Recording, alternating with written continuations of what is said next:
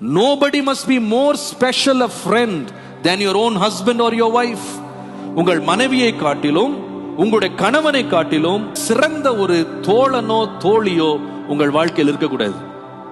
உனக்கு ஆண்டவர் கொடுத்த தோழி உன்னுடைய மனைவி, உங்களுக்கு ஆண்டவர் கொடுத்த தோழன் உங்களுடைய கணவர். அந்த கட்டுப்பாடு இருந்தால் குடும்பம் பாதுகாக்கப்படும். 2 வேடம் அணிந்து வாழ்ந்து குடும்பத்தை இழந்தவர்கள் ஏராளமான பேர். ஆண்டவர் உங்களை குடும்பத்திற்குள்ளே கொண்டு வந்திருக்கிறாரா? அது ஒரு தோட்டம் ஐயா. அந்த தோட்டத்துக்கு வேலி தேவை.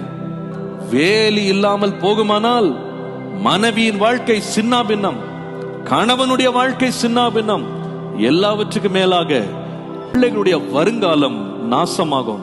விசேஷமாக இளம் குடும்பங்களிடத்துல பேசுறேன். You have access to Facebook, internet, WhatsApp, எல்லா விதத்திலும் கம்யூனிகேட் பண்றதுக்கு பல விதங்கள்ல நமக்கு வாய்ப்புகளை ஆண்டவர் கொடுத்திருக்கிறார்.